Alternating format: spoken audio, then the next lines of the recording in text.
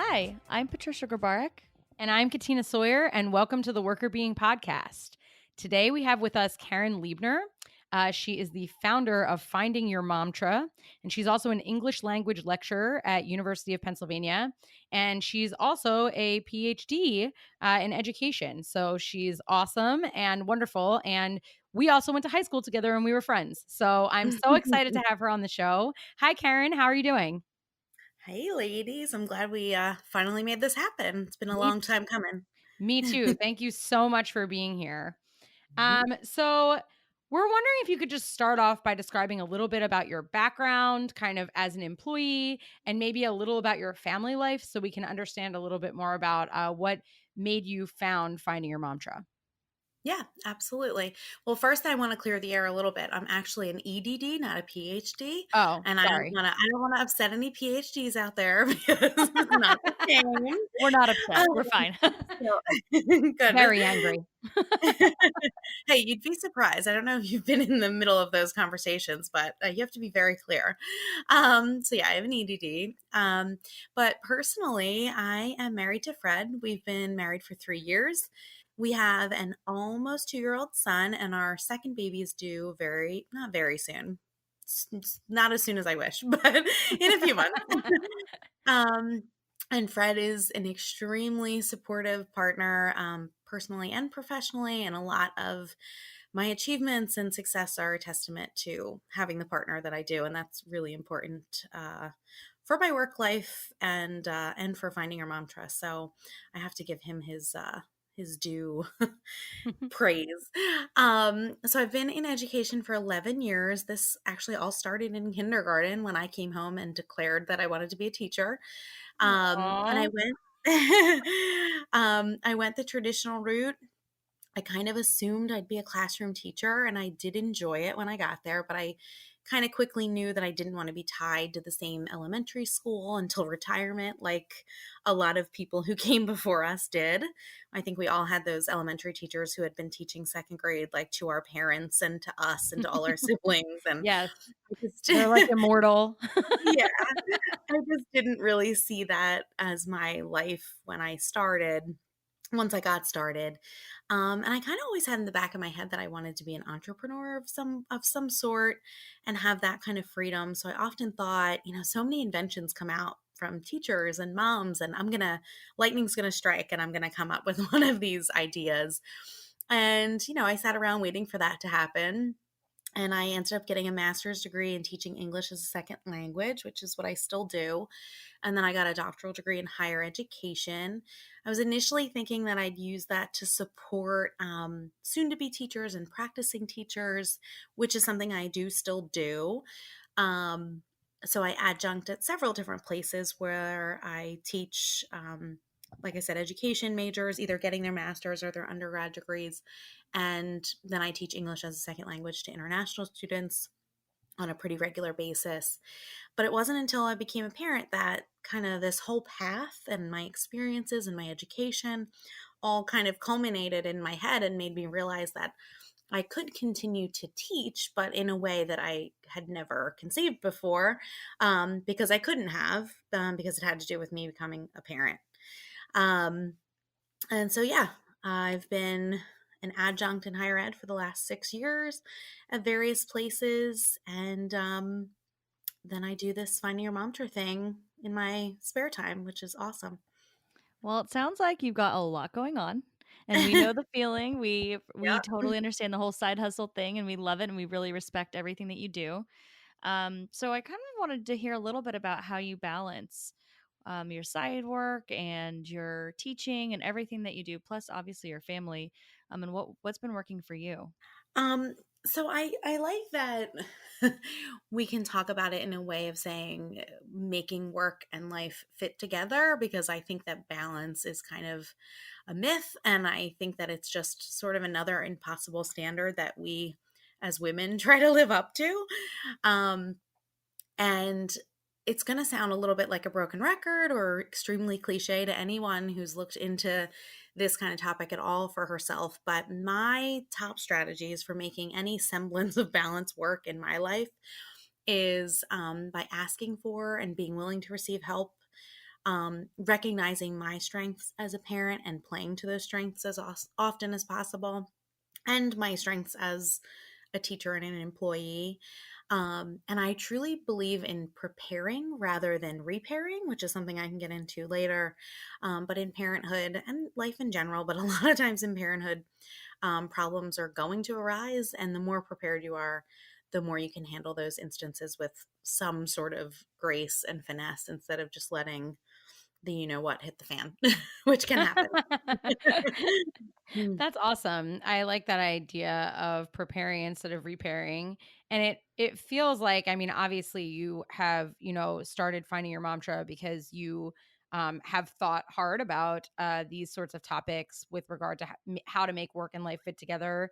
And Mhm. it's good to know that, you found some practices that work for you and that you're open to receiving help and things of that nature that I think a lot of women struggle with. But were there specific challenges that you faced in making your work and life fit together that inspired you to start finding your mantra? Or what was sort of the path or the journey that you took to sort of found this site and podcast? And if you want to talk a little bit more about what your work is, that would be great too. Yeah, so I think a lot of my journey to starting this is a lot like yours, because we talked for a while, and when we were both starting these podcasts and our blogs about our personal investment in what we were hoping to share. And so the personal part for me was that I was looking for a way to use my teaching expertise in a new way, because I just didn't feel challenged in that part of my life anymore. And I also have always had a kind of high level of spirituality in my life, and I felt really strongly about bringing that to my parenting. So at the time when I started Finding Your Mantra, my son was about 9 months old, and I was in a place that a lot of moms find themselves in, where I felt very much like I was drowning and that I was losing a lot of my own identity by throwing myself into parenting. And it sort of just became that's who I was. And I went to work, and from this time to this time, I was that. And then I came home, and every moment until I went back to work, I was mom. And I think a lot of parents, but moms in general, feel that way. Kind of anecdotally, I was in a lot of several group chats with moms and following all the mom pages out there, and the same struggles and challenges kept coming up. A lot of them were around topics about work life balance and not feeling supported or like you were in an actual partnership with your co parent, feeling the burden of the whole home on you instead of it being shared.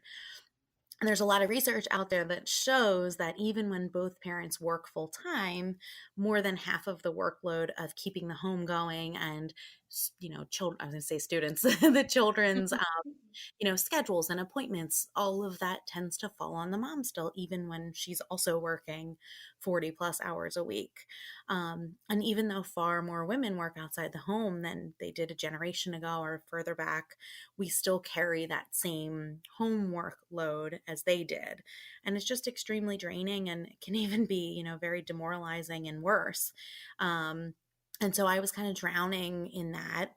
And I'm very into meditation and centering practices and things like that. So, out of necessity, I had to walk my dog every afternoon, and it would also put my son to sleep. So, I'd walk and walk and walk. And I just remember thinking to myself, what can I do? Like, how do I find myself again? How do I let, me kind of come through in this whole mess of life that's going on right now? Um, and it kind of just all came to me one day. I was like, you need to start a blog. And a side note to that is kind of funny that when I was putting together my baby registry, I was on all the mom blogs, like, what supplies do I need? And I vividly remember saying to myself, dear God, don't start a mom blog. And then here I was 10 months later, like, start a mom blog. And so it was like a really funny, moment.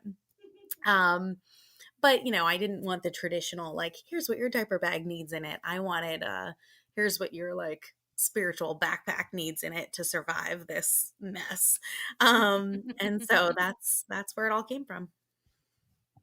I love that story. I know Katina probably heard all of that already. Since I haven't talked to you as much about it, I'm very happy you shared that. And I really love the name, like Finding Your Momtra. I just think it's so Thank you. clever. It's so great. So what is your Momtra? Now that have you found yours? So it's funny that you say that because if someone gets it, like they get the name, they get it. And then other people are like, "What?" And that actually came to me. I was driving home from my in-laws' house and my son, the dog, my husband, everybody was asleep in the car and I was driving and I had a really good idea for a name and I immediately went home and Googled it. And the name was Momavation, like motivation, because I was looking for like motivation to kind of change what was going on for me. And I Googled it, and there's this wildly popular blog under that name already. And then I had that woman on my podcast actually. So, and she's really cool. But anyway, I somehow I don't even remember how Finding Your Momtra came to me, but that's what I felt like I was doing. I was finding my way, and that's what I help people in my community do now. But I think my mantra changes, and it has to because your child changes and you change and your life situations change and evolve. So it does evolve, but mostly it's that I believe and I remind myself that I'm the mother my child, my soon to be children need. And remembering that allows me to take off all of these hats that I've tried to wear that just aren't me and don't fit my family and they stress me out in a way that just isn't necessary. It takes the pressure off of me to be the Pinterest activity mom or the mom with the super organized house. I say to you from my bedroom with like 3 loads of laundry. um, or the mom who cuts her lunches into the shape of like Sesame Street characters. Like that's just not sometimes it is, but it's just when I allowed myself not to wear those hats and to just be who I am and figure out what I do well, um, I became free to be this mom that I am now in the moment. And that's a really major, tenet of what Finding Your Momtra stands for. My mission is to help moms rediscover who they are, give themselves permission to be that woman, and to let go of the notion that there's a perfect version of a mom that they need to live up to. And I think as women, we put a lot of pressure on ourselves to be a certain whatever. And as moms, I just think that pressure just gets even more insurmountable sometimes. So I don't want anyone to feel that because I felt that in the first year of my motherhood. Yeah, I think that that's really awesome and very freeing for people to understand that there are a lot of social roles that are ascribed for women, whether it's Mhm. in the parenthood realm or in the employee realm or in the beauty realm, that Mhm. we're supposed to just have all of these ducks in a row. Everything's Mhm. supposed to be sort of seamless and perfect. And like, oh, on top of it, you're supposed to like knit hats for everyone in your family and like, make Yep. your wrapping paper out of old paper towels that you dyed Uh-huh. or something. I don't know. So there's like a lot of You there's a should put lot that of on Pinterest. You're onto something. on it.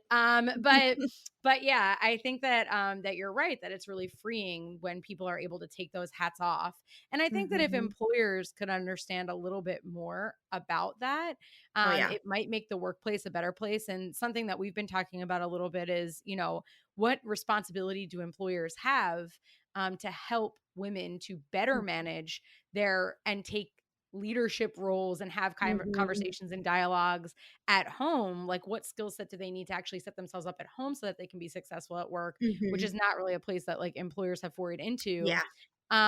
So I'm wondering, what is it about making work and life more manageable for working moms or parents in general that you think employers should care about? What's the positive outcome associated with that? Do you think? Mhm.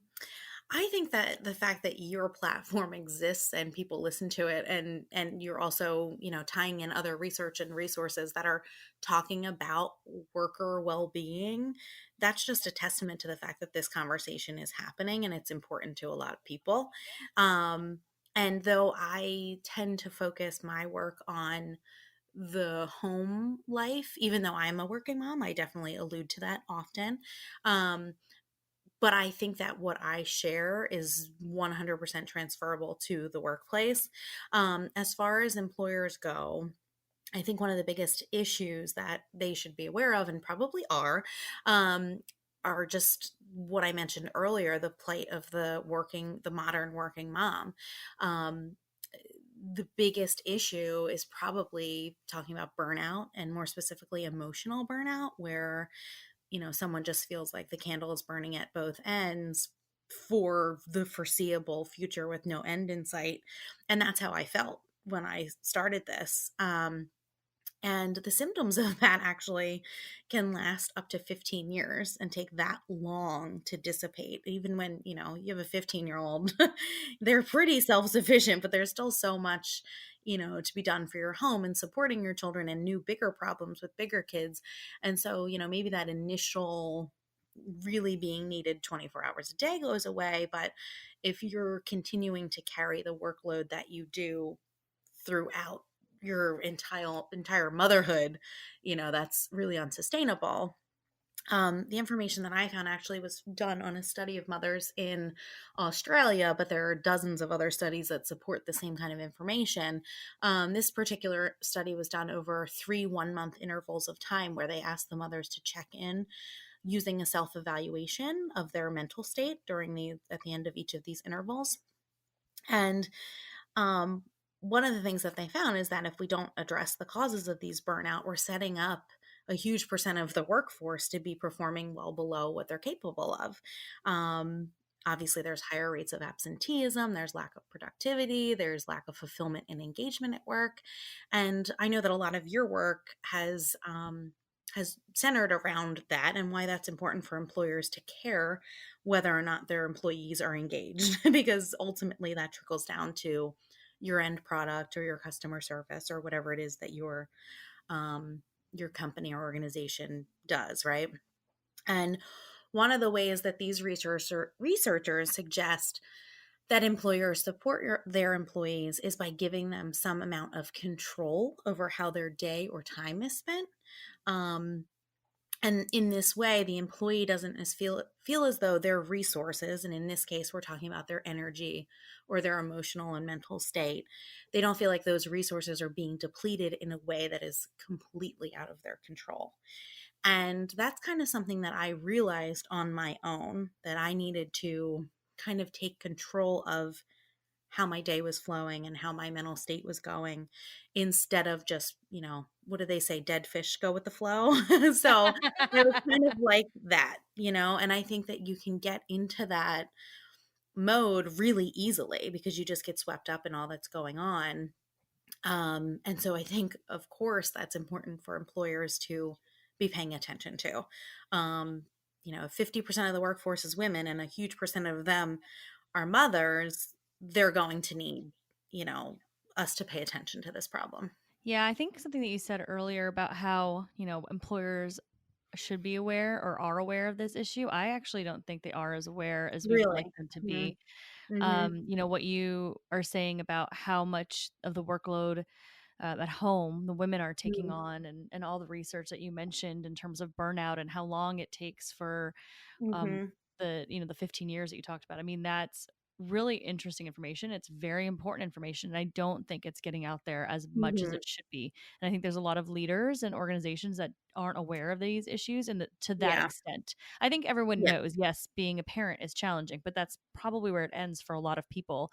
So I True. think having these conversations is very, very critical so that we can spread that information, because we know burnout is bad. Like you said, all those different topics that Mm-hmm. we talk about all the time on our podcast and on our site Mm-hmm. um, are really important, and they do impact productivity. And I mean, that study is basically saying the same message that we hear over and over and over Yeah. again, and yet I don't think it's being addressed in the way that it should be. Mm-hmm. Um, so I do think it's really important that we continue to have these conversations. And I also really liked what you said about taking control of your day. I mean, that is a huge, huge help in terms of burnout, is having Mm-hmm. autonomy, being able Yeah. to have that flexibility. And it seems like you've made that for yourself Mm-hmm. through everything you've done. I mean, tell me a little bit more, but you kind of went out on your own and are still teaching. That there's a lot of flexibility there. Is that part of the reason why you went this path? It is. So last school year, I was an administrator full time at a middle school, and that was not a path that I wanted to take anyway. Like I said, my doctoral degree is in higher education, and I spent a long time trying to kind of fight my way up there. And the one institution where I was working every day, I mean, you guys know you're involved in higher education as well. And same thing that's happening in K to 12 education. Every time someone retired or moved on, they were like, we're not replacing that position. We're just going to spread that workload out among the people who are here. Yeah. And so every time I'm like, yes, so and so's retiring, there's going to be an opening, they would not, repost the position. And so I felt like, "Ugh, how can we justify paying for childcare if I'm only an adjunct? It doesn't really make sense. And I have no desire to be a stay at home mom, though I think that's a wonderful calling. It's just not for me. I definitely didn't go to college for like 11 years to stay home. Yeah. It's just not my path and not something I wanted. Um, and so I got this job. Actually, I applied for this position as an administrator. I interviewed for it at about 4 or 5 weeks postpartum. So I went to this interview trying to act like I had any brain power, and that I wasn't like, desperate to get home to nurse my son. Like, please finish this interview so I don't like explode on your desk because this is supposed to be a thoughtful interview. It would be one for the record books, but so, and I got the position. I started 3 weeks later. My son was between 8 and 9 weeks old when I started. And because I had been an adjunct, I was actually out of work a month before he was due with no income because they wouldn't give me a contract for the following semester because I was due in the middle of the semester. And since I'm an adjunct, I wasn't afforded any subs or any sort of leave. So it was Yeah, just like, because academic institutions take advantage of adjuncts in terrible ways, and that's an issue we could yeah. talk about for a long time. Yes, and that's sort of why I carry a very, like, prominent torch for this issue with, like, a white knuckle grip because I experienced a lot of things that I haven't talked about yet, around my pregnancy and getting hired when I was pregnant and then getting put out, don't let the door hit you when I was pregnant. So it was the first time I realized, oh, wow, this is a real thing. And this is a problem that my husband would never experience, or any other man for that matter. And so that kind of got my wheels turning. So I started that job, and the people I worked for with were wonderful. The organization was really good. Um, they were awesome about supporting me as a nursing mother, which was great. Um, but it was just not where I wanted to be at all. And I actually had been the fourth person in 4 years in the job. And now the fifth person in 5 years is looking at quitting this year. So it's a really demanding job. And as a brand new parent, I was like, this is not sustainable at all. So I went back to adjuncting, and that is not a decision that every family can make, and we make it work because last year was just unsustainable for my mental health. Um, but yes, for us, that was a decision we were able to make, and it has made a huge difference for me.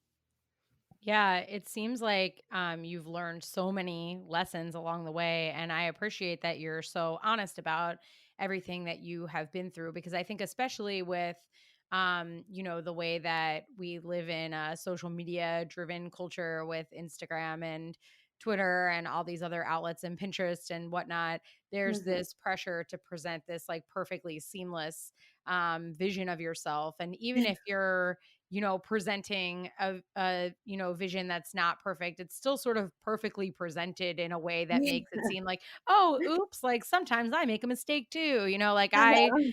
I cut Elmo's head off of my Sesame Street. It's uncrusted peanut butter and jelly or whatever. So I really appreciate that. And I think that you have a lot of practical takeaways that you could probably share. Our audience doesn't hear this kind of content very frequently because Patricia and I are not moms. And so we have Mhm. less experience or no experience in this area. So if you could share maybe some practical takeaways that you think working moms might use based on your research or your work. I think our listeners would be really excited to hear just a couple of tips from you that you think would be helpful for them. Mhm. So I have 3 tips that I prepared to share, and I think that you'll probably agree that these are things that are transferable from, I mean, you have spouses, so you understand that. And I think these tips work in that relationship, in the parenting relationship, and with your employer. Um, so the first one is to become informed and speak up. Know what your rights are, the law, and your company or organization's policy. And kind of like Patricia mentioned earlier, a lot of workplaces are kind of just continuing to go along, working under the same status quo as they have been for years. Um, I do think we're in a time in history of transition. This conversation wouldn't even be happening if that weren't true. But I do think that if you're a woman, especially in a leadership or a management position, you may be the first one who's a mother holding that role. And so there isn't a precedent already set at your organization or company that would tell you, oh, this is how this works. And so informing yourself is really important. Um, Moms are really great at hiding when their needs aren't met and playing the martyr. We'll Mhm. say things to ourselves like, oh, this is, just the way it is. I kind of have this cross to bear. I have to accept this burden because that's my lot in life. And we don't speak up. And I think women do that too. But moms definitely are really good at that role. But the answer is always no if you don't ask. So, if there's something that you need or you think would make your life as an employee more productive or efficient or whatever you're trying to accomplish, there's really no harm in asking. Um, I think you should arm yourself with backup and support for whatever kind of policy or change you're hoping to implement in your workplace. But in the time that we live in, this change is most likely happening really rapidly somewhere in some industry. So I don't think it would be that hard to find some supporting, compelling evidence for whatever it is you're trying to ask for, in order to provide the case to your manager to consider, whatever change you're looking for. And I think, I don't know if it was a blog post or a podcast from you about remote work. I think you were talking about, Yeah. here's how it's working and here are the positives for the employee and the employer and the outcomes, and take this with you if you think that working remotely might work for your position and you provided your listeners with that information. And it's the same advice basically, but there's a lot of changes if you're in this conversation and paying attention to it out there are lots of cases where you can find this kind of workplace institutional policies that have been in place for a long time are evolving. um my second piece of advice is to set healthy boundaries. And I'm not gonna, blow the like self-care horn all over the place because that's another term that I feel like is a bit Yeah. overused right now. But we do know scientifically that you just can't burn the candle at both ends forever. It's just unsustainable. In my community, I teach a 3-step process that works in personal relationships and the workplace, and I'll share that right here with you. The first step is identifying a value that's important to you. For example, in the work setting, you might say being creative. Maybe in your role, there's some level of creativity, and that's a part of the role that you really enjoy. The second step is identifying what you need in order to make that happen. So maybe it's less time spent in meetings or figuring out the time of day when you feel most creative and productive. For me, that's actually first thing in the morning, which isn't the case for everybody, but I found that out about myself. And the last step is stating how you'll honor that value and need. And in this case, you might create a somewhat more strict schedule in order to make sure that that particular time of day is available to you. And I teach this 3-step process so that you can clearly communicate the need, how it can happen, and how you can be supported with it in a way that doesn't sound like, the stereotypical way women are portrayed when they're asking for something, like a nag or, Mhm. um, just other ugly ways that women are portrayed when they speak their needs. And so I think that when you clearly line that, set that out in that way, you're able to communicate and effectively share a need that you have, and have it met, more likely have it met. And obviously, not every workplace is going to be like that. I mean, I teach an 8 a.m. class, so I can say to my Yeah. university, I feel my creative energy is flowing at that time. I'd prefer not to. Yeah. um, so, within reason. But I think that, referring back to balance, if you can have some other need met, at home, it's sort of like a give and take. You're like, okay, I get this. And then, okay, there's things we have to do because we're employees and, we don't maybe have a say in that. But setting boundaries is huge. And it's a piece that a lot of women are missing. Um, my final piece of advice is around energy management. And I think you could Google time management and find, 70,000 Google searches will return to you. Um, on that, but energy management is something that I really believe in. It may take a few days or weeks to figure out for you what time of day is your most energetic and in the flow. You can figure it out by journaling or just opening your notes app and jotting down what you're doing or what you've accomplished at a certain time of day. And it'll become pretty apparent to you quickly. Oh, yeah, this is when I feel really good. This is when I don't feel drained. And you'll identify that time of day for yourself. And when you figure this out, you're much more likely to schedule your day around this time and to decide what important tasks to take on at that time of day. And I'd like to go back to something I mentioned earlier about preparing rather than repairing. I recently learned, and you may have talked about this as well, that there's only so many decisions any one person can make in a day. Yeah. Your brain just can only make 100 decisions, and that's kind of it. Yeah. Um, and your brain doesn't differentiate between a big decision and a mundane one. So the act of choosing what you're going to wear to work tomorrow or packing your kids' lunch the night before, you already take that decision out of your bank of potential decisions for tomorrow and you kind of set yourself up for a better day inherently. So if it's not an important decision, it's not a taxing one. At the end of the day, when you're feeling the most drained, most likely, unless you find that you're a night owl and that's your energetic time, that would be a great time to make those little decisions. And then you start your day off with a few things on off your plate already. And this, harkens back to women having the brunt of that kind of workload on their plate already. And a second piece to that, I think this is from Mark Twain, but I also recently learned that a lot of stuff is attributed to him and it's not actually his, but we'll give him credit here. We Um, should have paid more attention in English class. so apparently he said, eat a frog in the morning.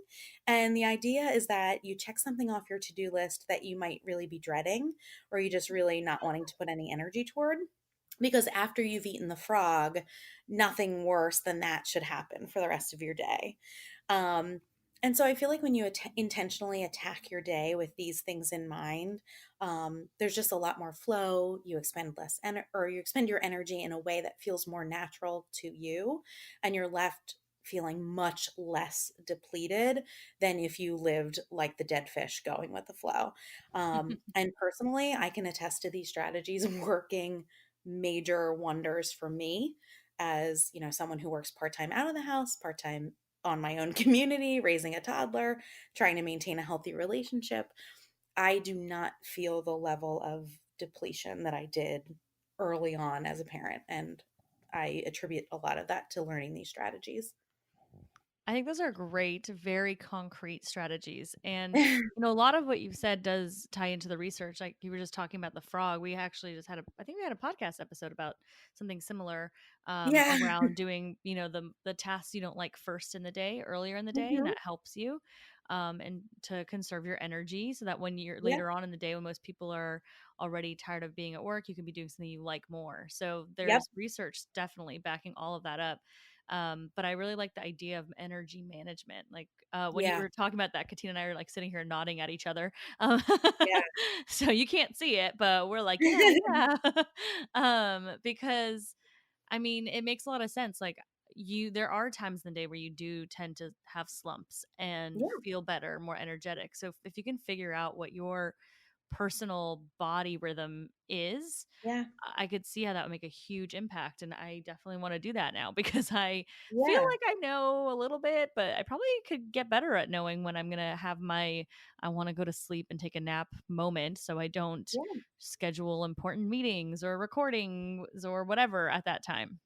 Exactly. And that changed my life learning that. And I wish I had known it as a doctoral student. Yeah. To be Yeah, honest. we do too. Mhm. So all of the information that you've shared has been awesome.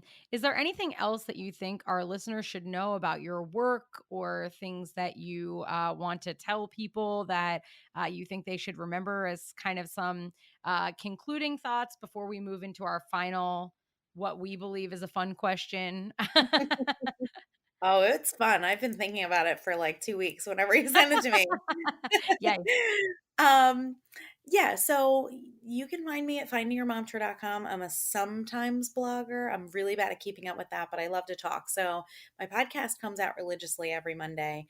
Um, and a concluding thought, I think that most of us, mostly women, mostly moms, are looking for someone to give us permission to just be who we are. And like I said, take off all those hats that don't feel right to us, and stop kind of putting on the charade of, oh, I'm the Pinterest mom and I'm the this mom and that mom.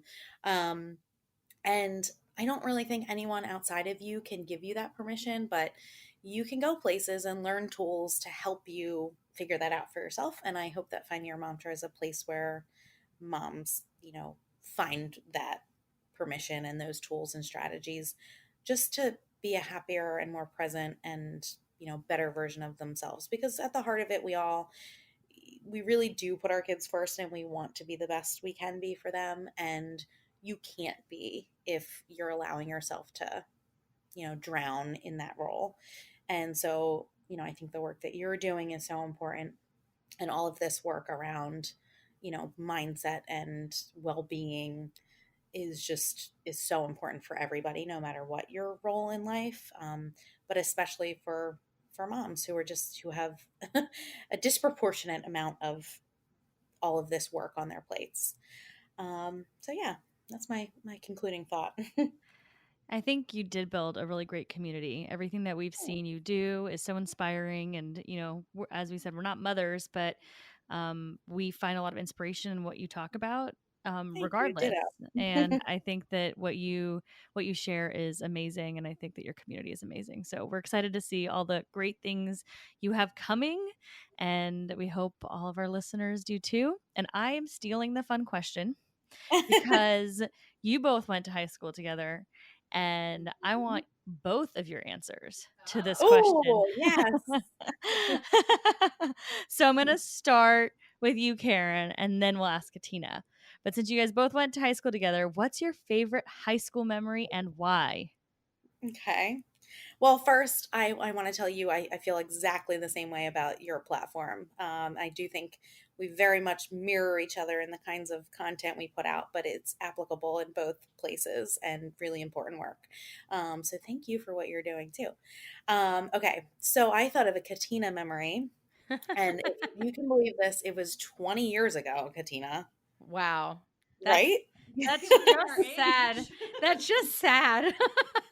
Sorry, I did just tell our age, but It's really fine. and I'm going to tell something else that I don't know if you've ever shared on the podcast. Do people know what extracurricular activities you were involved in high school? I don't think so, Can but I we were share? involved in this some of the same ones. A lot of the same ones, actually, the more I thought of it. Katina and I Yeah. were on student council together. We were in Glee Club together. Yep. And the other one, I mean, I don't want to blow up your spot, but Katina was a cheerleader. Yeah. I was too. Trisha was Were too. So you? all Oh, 3 of us on this awesome. call. And Awesome. Okay. Karen, fun fact, our Yep. cheer uniforms were almost exactly the same because I also went to an all girls high school, and No. the colors, what we cheered for the boys' school, and it was yellow and brown. Yeah, and ours is yellow and white, so That very is similar. so funny. Yeah. Bright yellow, bumblebee looking uniforms. But Yes. one, I don't know if it's my favorite memory. It's just a really funny one that came to me as I contemplated this question over the last week or two. We went to cheer camp together going into freshman year, right? We just Yeah. happened to cheer camp, and we weren't on the team yet. It was just sort of like get to know your future classmates and learn a dance routine or whatever. And so we learned a dance routine, and we had to, like, in groups of 5, kind of present it to each other and sort of cheer each other on. And do you remember this, Katina? No, I'm so excited to hear where this goes. You forgot the routine, so you just stood there. You stood there. This is the best Amazing. part. I wish this was video because you stood there sidestepping, like, left to right rhythmically and rolling your arms like you were doing, like, Wheels on the Bus. Do you remember that? Yes. And Now that you're you like say it, I remember. and 4 other people around you were doing this intricate dance routine, and you were just doing Wheels on the Bus to whatever, to, like, stop jams. Amazing. But I have, like, a million other Katina memories. That one just I don't think I remembered it in 20 years, and it made me laugh so hard, like, just picturing little Katina doing that. I wish I could see that. Probably probably with, like, inch-thick bangs, too. Yes, oh my god. The Northeast Philly bangs were like a real cry for help. It was sad. I have seen So, yeah. pictures. I can attest. Those were some intense bangs. Yeah. And everybody had them. It's not like it was like Oh, some no. random thing. It was just everyone was weird together. Yeah, yeah. Um, We also used to because Katina lived really close to high school, and I lived super far away. I think I was, like, the furthest student. yeah. And I took 2 buses there, 2 public transportation buses, it was crazy. Um, but because cheerleading practice wasn't until the evening, I used to hang out, like, at Katina's house, or we'd Yeah. just, like, stay at school. And remember we used to nap up in, like, the choir Yes. loft? In the choir loft, and then also on those disgusting giant, like, javelin mats that people Yes, would handle, yes. but, like, no one ever, like, did like, who used those? No. No, no one did any sort of gymnastics on them, No. we just napped. Or They were we sat there during gym class and we're like, "I can, it's my time of the month, I'm gonna sit here." yeah, And we would just sit we there, were and like, that was like "Sorry, it was just that every week, and you didn't have to do gym. I'm not playing dodgeball." Yeah, in my Yes. skirt. I also refuse to get out of my uniform, so make me. Well, my favorite, and I was thinking about this too, one of my favorites, and no one will ever know what it was, and I bet you will know what it was, but it was a joke that we had Oh, about yeah. about we can't Shouldn't even Are say you the gonna joke say then. can I say it? what? So pretty that. No, that was a different one. Oh my god, I forgot about that one. Okay. I feel like I'm on like I don't know a different planet right now. Sorry, Listening to this. Patricia. So I was thinking about when we were seniors in high school and we were both like on varsity cheerleading, and like it was the year, it might have been junior. I don't remember if it was junior or senior year. What was the year that we won like a lot of competitions? Was that junior year? I think it might have been junior Okay. year, So yeah. it was junior year and we were just like really high on ourselves, like that we like were winning all these competitions and we just thought we were amazing, which like we were pretty good that year. We were Just good, yeah, yeah. mhm. But we went to like one of those like dinky competitions that like it was like all the like all just the all girl schools that were like in our area, and we just Yeah, totally knew that like we were gonna smoke them. yeah. And so all the other girls were like practicing and all their teams were practicing on the prep mats, and the coaches came over and asked us like if we wanted to prep, and you and I were like, no, I think we're okay. And then we were like, you know what we could use though, some hot dogs. And they were like, hot dogs. And I was like, yeah, I think we should ask our moms to go get us hot dogs. So they went and bought us hot dogs from Wawa and came back, and you and I just sat in the middle of the mats with like other people too, but we just ate hot dogs and stared at all the other girls practicing. The other Sound a teams, little not our bratty in that one. wait, the other teams were practicing, but not our team. But not our team. We were sitting and eating hot dogs from Wawa We're and like, "No, watching we're good, everyone we else got practice. Yes, and then we won the whole thing, and everyone probably thought we were the worst people in America. I do not remember that at all. Yes, I remembered looking back on it, and I was like, "That is so funny." Like, I wish I could just go back in time and see, like, little Katina and Karen, like, sitting in the middle of the mats eating hot dogs and being like, Demanding hot "Yeah, dogs. we're gonna win this competition." We don't need to I practice. We can dance on hot dogs. So serious. Yeah, I'm gonna eat a hot dog before I go do 10 backflips. Yeah. Or Yeah, lift those actually, days are gone. I was you and gonna I say, didn't I don't think I could yeah, do it you and I with didn't the hot dog now. you and I didn't flip, we just lifted everybody, and Yeah, we neither of threw us is a everything. very big person, but we were like beasts. No, I We know. lifted everybody. I always tell everyone that. I'm like, "You like, my job was, like, throwing girls' butts and catching people." And, like, people are just like, "What?" Like, it doesn't make sense, but I'm like, "Yes, they tried me as a flyer once. I was horrendous." Like, they were like, "She is, like, not light. She's not graceful. Like, let her throw a person. That's all we can do with her." Like, I don't think I knew that. You're so short. I know. It made no sense. And Karen, you're not, like, really tall either. No, yeah, I mean, you're yeah. taller than me, but, like, I feel I like wish I wanna go back for 5 minutes in my life and to be the person who could lay on a mat and demand someone bring me hot dogs and then go yeah. dance, because I could barely dance for 3 straight minutes without a hot dog in my stomach. Yeah, yes, I agree. But anyway, I was thinking back on that. I thought it was fun and It's wanted to hilarious. highlight that. But thank you so much for being on the show. This is so much fun. And we could talk about high school memories probably for like Oh, 4 hours. I yeah. feel like we have and we probably will in the future, but mostly everyone won't understand any of the people we're talking about. And Yeah, maybe some of the people will listen and we don't want to talk about them. Just true. kidding. We like almost everybody. It's not like we're mean. Almost. Keyword there, almost. Well, thank you Oh, again, Karen. We really, really appreciate you joining us. It was fabulous, and we can't wait to talk to you again soon and see all the fun things that Finding Your Mantra is going to be coming out with. thank you guys so much. It was really fun. Thank you. Bye. Bye.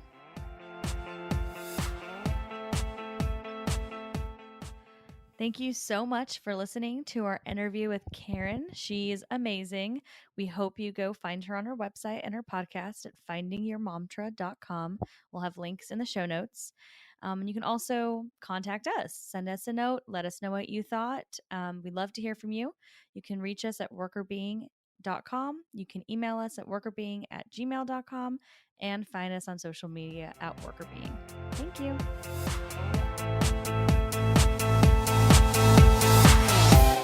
The Worker Being podcast is hosted by us, Patricia Grabara And Katina Sawyer, and produced by Allie Johnson.